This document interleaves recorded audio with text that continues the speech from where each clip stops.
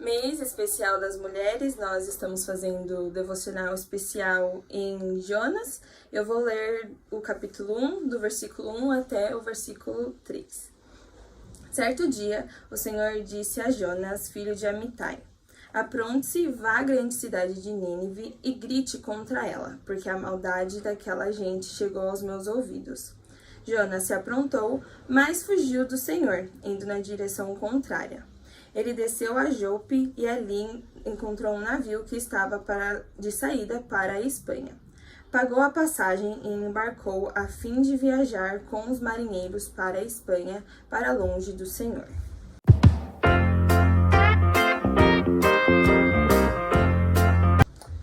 Jonas queria escapar da presença de Deus. É possível escapar da presença de Deus? Eu acho que é possível, né? Olhando a história de Jonas, a gente viu que ele fugiu. Ele fugiu da presença do Senhor, já não cumprindo aquilo que Deus tinha falado para ele. Então ele estava indo na direção contrária do que Deus tinha estabelecido para ele. Então ele já estava ali meio que fugindo da presença do Pai, indo para a direção ao contrária. Certo, então a fuga de Jonas, ela é representada não por estar no lugar onde o Senhor não está. Porque isso, acho que até mesmo Jonas sabia que é impossível, né? Uhum. Mas o fato dele literalmente escolher a direção oposta, né? Então, o Senhor diz, vai para norte, ele escolher sul. Então é essa rebeldia de Jonas falar, olha, eu quero ir totalmente contra. Eu quero ir literalmente do lado oposto do Senhor.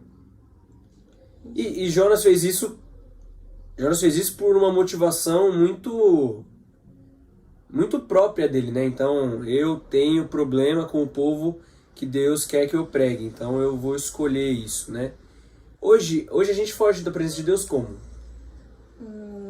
Acho que quando, na nossa vida hoje, quando a gente não olha para as pessoas da maneira com que a gente já deve olhar, a gente tá meio que já fugindo da presença de Deus, quando a gente não obedece, né, os mandamentos e as coisas que estão escritas na Bíblia para nós estamos já fugindo da presença de Deus, porque, querendo ou não, é dessa forma que a gente cresce, né? É em contato com os mandamentos, é amando o nosso próximo. E quando a gente decide ir na direção contrária, cadê Deus?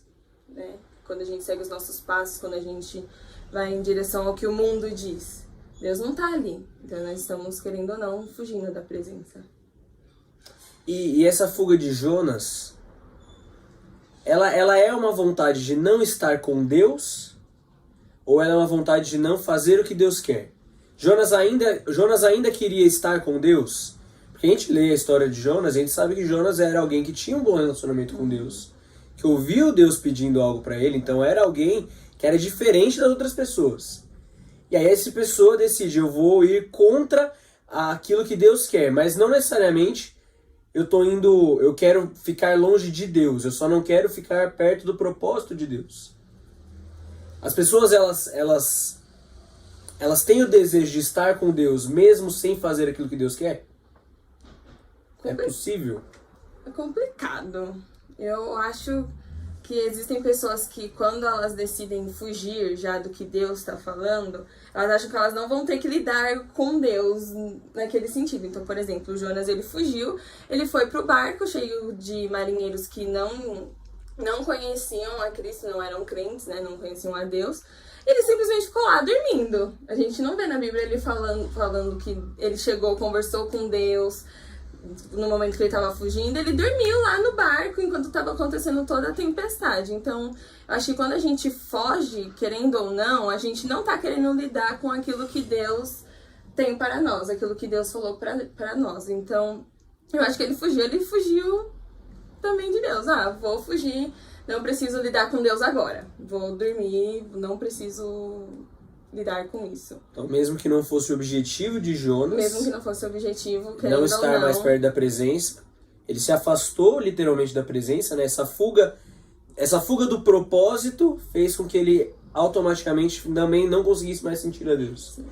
E eu acho que isso talvez seja um dos problemas que o crente que tenta fugir dessa missão, desse objetivo, enfrenta. Então a pessoa, ela sabe que tem que fazer uma coisa, ela sabe que Deus está levando ela para algum lugar, e ela não é contra Deus em sua totalidade, mas ela é contra esse objetivo. E aí ela se afasta desse objetivo, mas quando ela se afasta desse objetivo, ela automaticamente se afasta de Deus. E aí ela não reconhece mais Deus, ela não vê mais o Senhor, e aí ela entra nessa crise de: será que Deus existiu? Será que eu realmente um dia conheci Deus?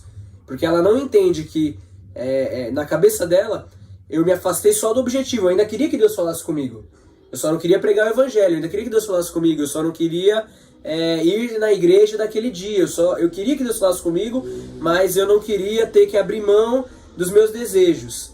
E aí ela acha que, olha, Deus não existe porque eu parei de sentir a Deus quando eu queria sentir a Deus. Eu não parei de buscar, eu não parei de procurar, mas Deus parou de se mostrar a mim. Ela não entende que, olha, você fugiu e por isso você não entende mais Deus, porque Deus estava ali. Deus estava naquele propósito. Quando você se afastou dele, você se afastou da totalidade da presença. Não se afaste da totalidade da presença de Deus. É difícil às vezes, como foi difícil para Jonas. É uma missão, é um propósito, mas é ali que Deus vai estar. E ainda que seja difícil para você, se afastar do plano de Deus para sua vida é se afastar da presença do Senhor. Então, busque o que o Senhor quer para você.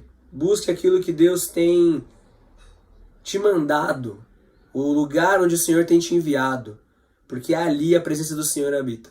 E ali você vai encontrar a Deus.